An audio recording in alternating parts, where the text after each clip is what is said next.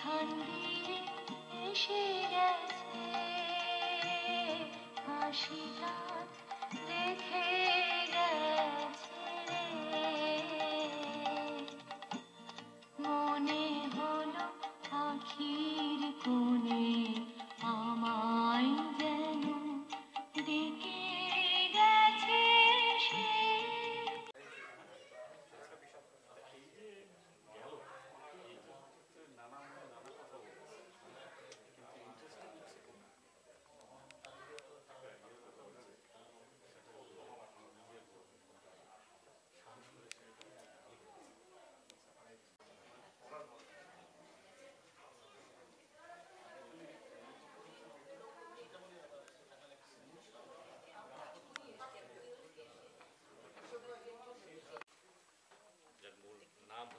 প্রসূন কান্তি রায়, উনি বরুণ রায় নামে পরিচিত ছিলেন।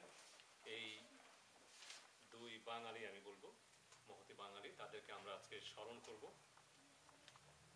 এই অনুষ্ঠানটির আয়োজন করেছেন অবশ্যই আমাদের সুব্রত দা, অবশ্যই সুব্রত বিশ্বাস, এবং ওনার নামটা কি আর কে জানি আপনার সঙ্গে এদেরকে প্রণতি জানানো, সেটি অবশ্যই আমাদের এই আদর্শের একটি অংশ। তাতে আমরা 2 জন হই, 5 জন হই, 10 জন হই, সে দায়িত্ব পালন থেকে আমরা কোনোভাবেই বিরত থাকতে পারি না। আপনাদের সবাইকে ধন্যবাদ এবং আজকের এই মহতী অনুষ্ঠানে আসার জন্য অবশ্যই এই 2 জনের পক্ষ থেকে এবং সবার পক্ষ থেকে, উদীচীর পক্ষ থেকে আপনাদেরকে জানাই সাদর সম্ভাষণ। এদিকে আছে আমাদের কণিকা ধর, তারপর আছে রীতা, সাবিনা হাই, অনামিকা, এদিকে আছেন সুলেখা, আমি জীবন বিশ্বাস, পিছনে আছেন সৌরেন দাস, আমাদের সুতপা, এদিকে আছে দিব্য, উদিতা, আর হচ্ছে দীপ্ত। এই পরিবারের একটি অংশ এখানে। তারা মোটামুটি চেষ্টা করি এই অনুষ্ঠানগুলোতে যথাসময়ে আসার।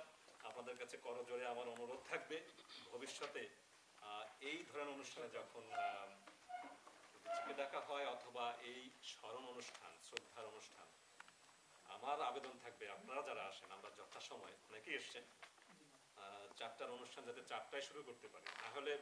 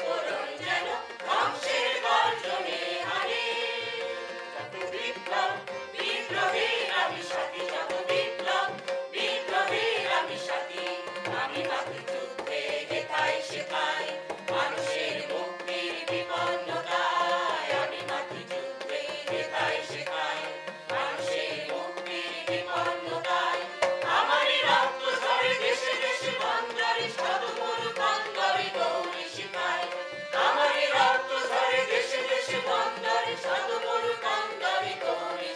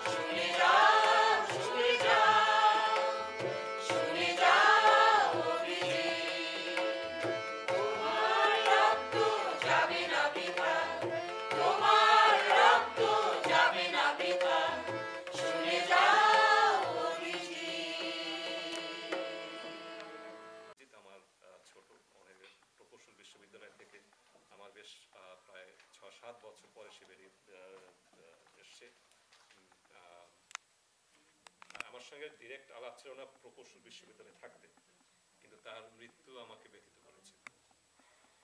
এবং সে আটলান্টাতে থাকতো, তাকে উদ্দেশ্য করেই উদীচীর পক্ষ থেকে এই অনুষ্ঠানে অবশ্যই আমি মনে করি যে খুব সুন্দর অনুষ্ঠান এটি। আমরা তাকে স্মরণ করলাম, তার কাছে আমরা আমাদের যে প্রতিজ্ঞা সেটি আমরা গানের ভাষায় ব্যক্ত করলাম। আমার লেখা সুরে গানটি অভিজিৎকে এবং তার এই অবদানকে আমরা মনে রাখবো, বাঙালি মনে রাখবে। আমি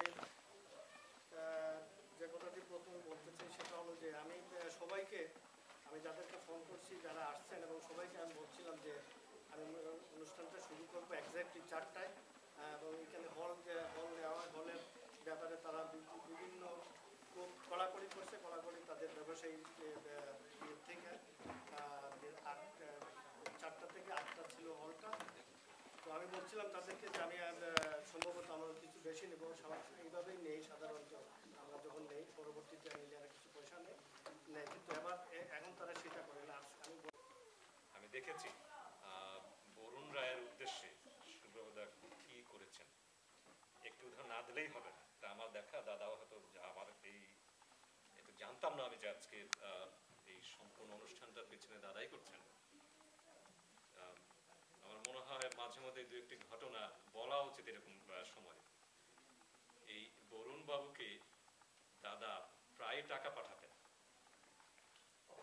নিজের পকেট থেকে, এবং আমার দেখা আপনারা জানেন শান্তনু দাস, আপনারা অনেকেই চেনেন হয়তো, তাই না?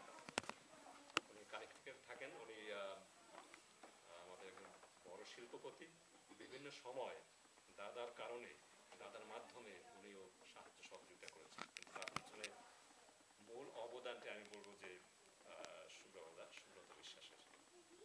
এটি আপনারা অবশ্যই আমরা হাততালি দেবো না, এটি অবশ্যই স্মরণ রাখবেন। জীবনী বই শুনেছে, লিখেছেন সুব্রত বিশ্বাস।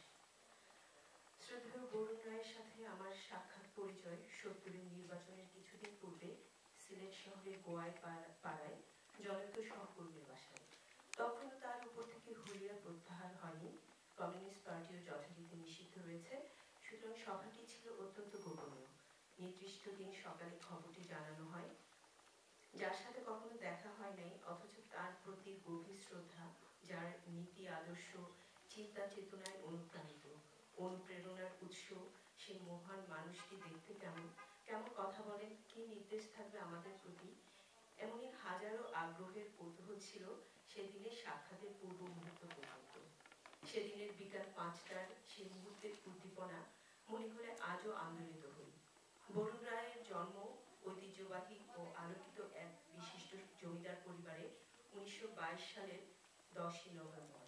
কিন্তু বরুণ রায়ের জন্মস্থান তার পিতৃভূমি সুনামগঞ্জের বেহুলি থেকে অনেক দূরে ভারতের বিহার রাজ্যের পাটনায়। তার পিতামহ রায় বাহাদুর কৈলাসচন্দ্র রায় বিহার রাজ্যের শিক্ষা বিভাগের আন্ডার সেক্রেটারি ছিলেন।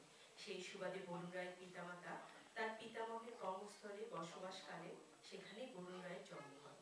স্বাভাবিকভাবে বরুণ রায় বেড়ে ওঠেন এক সমৃদ্ধ উত্তরাধিকার নিয়ে। বরুণ রায়ের পিতা করুণা সিন্ধু রায় বিরাট জমিদারির উত্তরাধিকার হলেও একাগ্র চিত্তে ছিলেন একজন কৃষক দম্পতি। প্রথম জীবনে জমিদারি না করে শিক্ষকতায় নিবেদিত ছিলেন, কিন্তু পরে রাজনীতিতে নিজেকে নিয়োজিত রাখেন। কলেজ জীবনের বন্ধু ও সহপাঠী ছিলেন নেতাজি সুভাষচন্দ্র বসু।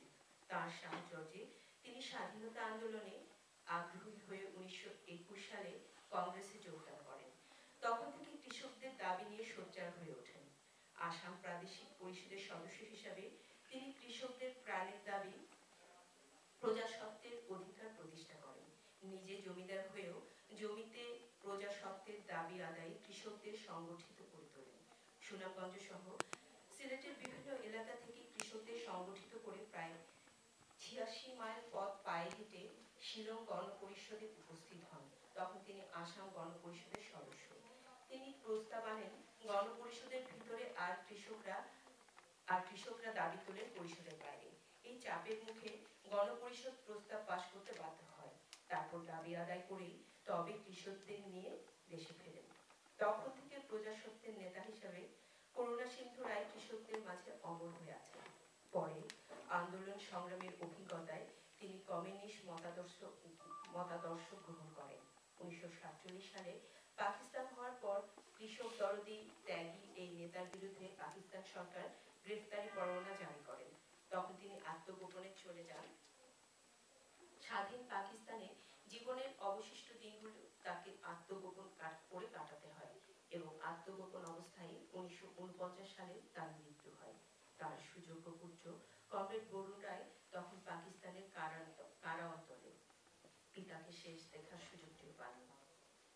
রায় বাহাদুর কৈলাসচন্দ্র রায়ের সুযোগ্য পুত্র করুণা সিন্ধু রায় আর করুণা সিন্ধু রায়ের সুযোগ্য পুত্র বরুণ রায়। বরুণ রায় সিলেট ছাতকের মিডল ইংলিশ স্কুল থেকে প্রাথমিক পড়া শেষ করে বর্তমান ব্রাহ্মণবাড়িয়া জেলার কসবাস থানাধীন মোগরা হাই স্কুলে ভর্তি হন। সেখান থেকে 1942 সালে প্রবেশিকা পাশ করেন। বরুণ রায় প্রাথমিক রাজনীতির হাতেখড়ি গণনাট্যের মাধ্যমে। বাল্য ও কৈশোরকালে সুনামধন্য কমিউনিস্ট নেতা এবং কৃষক নেতৃবৃন্দ ও গণনাট্য সংঘের শিল্পীবৃন্দের সাথে পরিচয় লাভ এবং মেলামেশার সুযোগ পান। পিতার সূত্রে এই সকল নেতৃবৃন্দ তার বেহলির বাড়িতে যাতায়াত করতেন। তিনি গণনাট্য সংঘের শিল্পীদের সংস্পর্শে থেকে গান শিখেছেন, গান গেয়েছেন। এরূপ পারিবারিক ঐতিহ্য ও সহ্য ও সেবা কার্য পরিচালনার জন্য সিলেট জেলা কমিউনিস্ট পার্টি একটি স্কোয়াড গঠন করে। বরুণ রায় সেই স্কোয়াডে যোগ দিয়ে বানিয়াচংয়ে চলে যান। সেখানে বরুণ রায় স্কোয়াডে গণনাট্য সংঘের বিশিষ্ট লোকগীতি শিল্পী নির্মলেন্দু চৌধুরী, খালেদ চৌধুরীর সাথে গানে অংশ নেন এবং ত্রাণ কার্যে অংশ নেন। ত্রাণ তৎপরতার এক পর্যায়ে তিনি ম্যালেরিয়ায় আক্রান্ত হয়ে দীর্ঘদিন শয্যাশায়ী ছিলেন। অবশেষে 1947 সালে আইএ পাশ করে সিলেট এমসি কলেজে ভর্তি হন। কিন্তু আজকের এই প্রোগ্রামের আয়োজনে বরুণ দাদের প্রোগ্রামের আয়োজনের সাথে সহযোগিতার চেষ্টা করেছিলাম। তার ছোট্ট দুই একটা ঘটনা বলি। উনি শুধু যে আমার বড় খালু ছিলেন তা না, আমার মা মারা গিয়েছেন গত শনিবারে। আমার মা ছিলেন ওনার শালী। তো আমার মাকে নিয়ে আমি 1998 সালের দিকে ঢাকায় ওনার চিকিৎসার জন্য গিয়েছিলাম। বাংলাদেশের গতানুগতিক মানুষের ঢাকাগামী চিকিৎসা ব্যবস্থার কারণে যেভাবে যাওয়া, সেই গ্রিন রোডে কিংবা বড় বড় সাইনবোর্ড দেখে ডাক্তার দেখানো, আমিও একইভাবে ডাক্তার দেখাতে গিয়েছিলাম। তখন গ্রিন রোডের মধ্যে লিভারের মেডিসিনের যে ডাক্তারদের বড় সাইনবোর্ড ছিল, এর মধ্যে একজন বড় ডাক্তার ছিল মহামান্য রাষ্ট্রপতির ব্যক্তিগত চিকিৎসক ব্রিগেডিয়ার জেনারেল খলিলুর রহমান। বিশ্ব যুব সমাজ পরিবর্তনের উজ্জ্বল জোয়ারে আন্দোলিত। ঠিক তারই মহেন্দ্রগণে 1927 সালের 9 অক্টোবর সিলেট শহর থেকে মাইল 6 দূরে বাগরখোলা নামক গ্রামে এক সম্ভ্রান্ত পীর বংশে পীর হবিবুর রহমানের জন্ম। সেই পীর বংশেরই এক সদস্য মোহাম্মদ ইহিয়া ছিলেন তার পিতা। মাতার নাম হাসনা বানু। শৈশবে বাবা মাতাকে ভর্তি করেছিলেন স্থানীয় জালালপুর জুনিয়র মাদ্রাসায়। সেখান থেকে 1942 সালে এমই মাদ্রাসা ফাইনাল পরীক্ষা আসাম প্রদেশের মধ্যে মেধাভিত্তিক চতুর্থ স্থান লাভ করেন। তারপর চলে যান সিলেট সরকারি আলিয়া মাদ্রাসায়। 1946 সালে আলিয়া মাদ্রাসা থেকে ম্যাট্রিক পরীক্ষায় আসাম প্রদেশের 7ম স্থান অধিকার করেন। বাবা মার ইচ্ছা ছিল মাদ্রাসায় লেখাপড়া করে ছেলে বড় আলিম হবে, কিন্তু বিশ্বজুড়ে একদিকে সমাজতন্ত্রের জোয়ার, অপরদিকে ভারতবর্ষের স্বাধীনতা আন্দোলন। ইতিমধ্যে প্রথম ও দ্বিতীয় বিশ্বযুদ্ধে অসংখ্য মানুষের আত্মহতি এবং যুদ্ধের পরিণতি পীর হবিবের কিশোর মনে দারুণ রেখাপাত করে। মাদ্রাসায় আর মন বসাতে পারেননি। ভর্তি হন সিলেট এমসি কলেজে। সেখানে কৃতকার্যের সাথেই আইএ পাশ করেন, কিন্তু আন্দোলন সংগ্রামে জড়িয়ে পড়ার কারণে আর বিএ পাশ করা হয়নি। এখানেই প্রাতিষ্ঠানিক পড়ালেখার ইতি ঘটে জননেতা পীর হবিবুর রহমান। রাজনীতি প্রথম জীবনে মুসলিম লীগ নেতা আবুল হাশেমের প্রভাবে মুসলিম লীগের সঙ্গে যুক্ত করে 47 পূর্ব আসাম প্রাদেশিক মুসলিম ছাত্র ফেডারেশনের সাধারণ সম্পাদক তসদ্দুক আহমেদের হাত ধরে প্রগতিশীল রাজনীতিতে সম্পৃক্ততা। ধর্মীয় পরিমণ্ডলে বেড়ে উঠলেও মাদ্রাসার ছাত্র হয়েও ধর্মান্ধ জীবন ও সাম্প্রদায়িক এবং সেকুলার রাজনীতির প্রবক্তা ছিলেন। পীর হাবিবুর রহমান 1948 সালে গোপন কমিউনিস্ট পার্টির সদস্যপদ লাভ এবং পার্টির নির্দেশে 1975 সাল পর্যন্ত অন্য পার্টির মধ্যে কাজ, পূর্ব পাকিস্তান যুবলীগ, আওয়ামী মুসলিম লীগ, ন্যাশনাল আওয়ামী পার্টি, কৃষক শ্রমিক প্রতিষ্ঠায় সিলেটের গুরুত্বপূর্ণ ভূমিকা উনি পালন করেছেন। 1948 ও 1952 সালে সিলেটে ভাষা আন্দোলনের সূচনা ও পরিচালনায় দায়িত্বশীল সংগঠনের ভূমিকা পালন। 1948-এর 11 মার্চ সিলেটে রাষ্ট্রভাষা দিবস পালনের অন্যতম উদ্যোক্তা ও সংগঠক ছিলেন। 1952 সালে সিলেটের ভাষা আন্দোলনের সর্বদলীয় কর্মপরিষদের আহ্বায়ক ছিলেন তিনি। 1950 সালে সাম্প্রদায়িক দাঙ্গা প্রতিরোধে সিলেটের সাহসী উদ্যোগী ভূমিকা পালন ও দাঙ্গা প্রতিরোধে অন্যান্য ভূমিকা পালন করেন। দাঙ্গা বিরোধী শান্তি কমিটির সম্পাদক ছিলেন তিনি। 1951 সালে প্রশাসনের তীব্র দমন নীতির মুখেও দেশের প্রথম সাম্প্রদায়িক ছাত্র সংগঠন সিলেট জেলা ছাত্র ইউনিয়ন প্রতিষ্ঠায় শীর্ষ নেতৃত্ব ভূমিকা পালন করেন।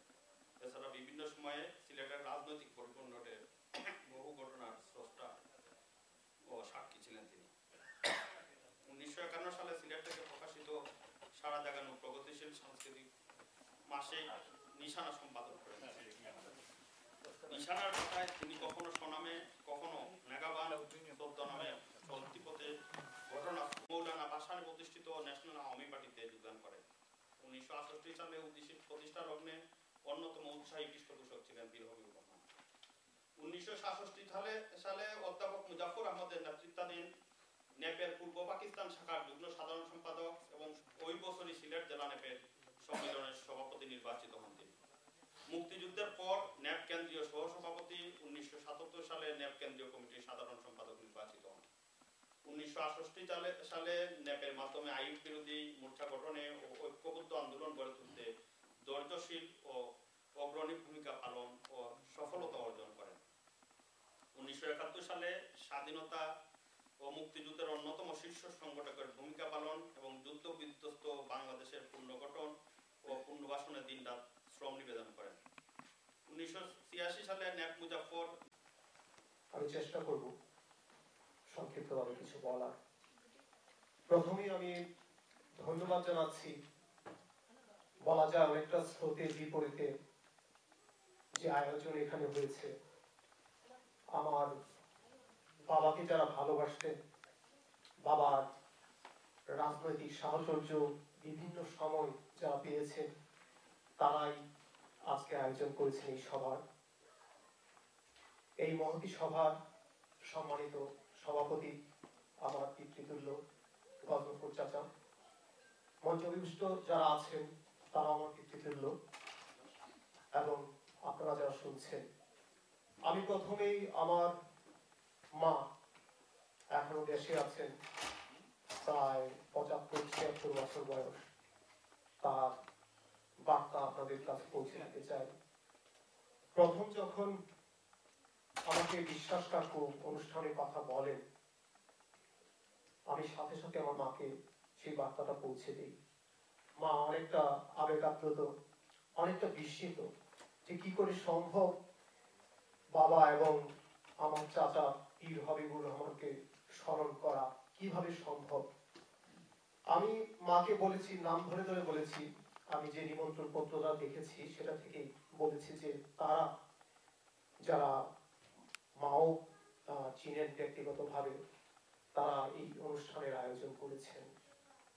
মা আমাকে বলেছেন যে যে এই অনুষ্ঠান তুমি সবার কাছে আমার দোয়া, আশীর্বাদ এবং আমার অন্তরে অন্তঃস্থল থেকে কৃতজ্ঞতা পৌঁছে দিও। আমি তাই আপনাদেরকে দিচ্ছি। আমি বাবার কথা যখন ভাবি কিংবা কারোর সাথে যখন কোনো আলোচনা করি, কিছুটা আবেগে আপ্লুত হয়ে যাই। আমি প্রথমেই শোক প্রকাশ করছি এই অনুষ্ঠানের যিনি সমন্বয় করেছেন সদস্য সচিব সৈয়দ উদ্বা, তিনি তার আম্মাকে হারিয়েছেন ঠিক গত সপ্তাহে। এই মন নিয়েও তিনি এই আয়োজনের সাথে যুক্ত হয়েছেন। আমি আমার পক্ষ থেকে তার পরিবারকে সমবেদনা জানাচ্ছি। আমি তার আম্মার স্মৃতির বিদেহী আত্মার দোয়া কামনা করছি। সৈয়দ উদ্বাকে আমি যখন গত সপ্তাহে ফোন করি, আমি তাকে সেটাই বলেছি যে দেখো, তোমার এবং আমার একই দুর্ভাগ্য। তুমি তোমার আম্মাকে হারিয়েছো নিউ ইয়র্কে থাকা অবস্থায়, এবং আমার একই দশা হয়েছিল 2009। আমি 2008-এ এখানে আসি। আমি যখন প্রথম আসি, আমার আশাটা এখানে একটু খুব চিন্তার বিষয় ছিল, আমি আসবো কি আসবো না। মঞ্চে আছেন তাদের প্রতি আমার শুভেচ্ছা। আসলে সময় বেঁধে দিয়েছেন 3 মিনিট। 3 মিনিটে বরুণ রায় সম্পর্কে বলাটা একটা ধৃষ্টতার মতো মনে হয়। তবে আমি একটি কথা বলবো, যে আমি সবসময় যে কথাটি বলে থাকি এবং আমার মেয়েকে বা সন্তানকে যেটা শিখিয়েছি, যে আমি দেবতা দেখিনি, কিন্তু যে মানুষগুলো সান্নিধ্য আমি পেয়েছি, সহচর্য পেয়েছি, যাদের সাথে আমি বড় হয়েছি, সেই মানুষগুলো হচ্ছেন এই বরুণ রায়ের মতো লোক, পীর হবিবুর রহমানের মতো লোক। যদিও এই দুজনের খুব ঘনিষ্ঠ জন আমি ছিলাম না, কিন্তু যাদের ছিলাম, রণেশ দাশগুপ্ত, মনীষ সিং, খোকা রায়, এরা হচ্ছে এই মানুষরাই হচ্ছে সেই মানুষ যারা আত্মত্যাগ করতে পারে। একটু আগে অনুষ্ঠানের শুরুতে আমাদের সঞ্চালক বলছিলেন যে বরুণ রায়কে এখান থেকে সুব্রত দ্বারা কিভাবে সাহায্য করতেন। এই বরুণ দ্বারা কি করে তাদের জীবনের সমস্ত কিছুকে বিলিয়ে দিতে পেরেছেন। এই যে আত্মত্যাগ, এই ত্যাগী মনোভাব আজকে আমাদের দরকার। আমি এইভাবেই বলবো যে তাদের আদর্শ, তারা ত্যাগী, নির্লোভ, নির্মোহ মানুষ, এমন মানুষ আজকে দরকার। আজকে সেই মানুষগুলো প্রচন্ড সংকট। আমরা আজকে রাজনীতি করি অথবা যেখানেই আছি, যদি আমরা সেই আদর্শটাকে ধারণ করতে পারি, লালন করতে পারি, এবং তাদের আদর্শকে এতটুকু যদি আমরা নিজের ভেতরে নিতে পারি, তাহলে কিন্তু সমাজ আজকে এই অবস্থায় থাকে না, বাংলাদেশ এই অবস্থায় আসে না, বা আজকে মানুষের মনুষ্যত্ব বোধগুলো হারায় না। এবং তাদের সেই আদর্শকে আমি বলবো, এই পীর হবিবুর রহমান এবং বরুণ রায়দের আদর্শ, এরকম আদর্শ মনীষ সিং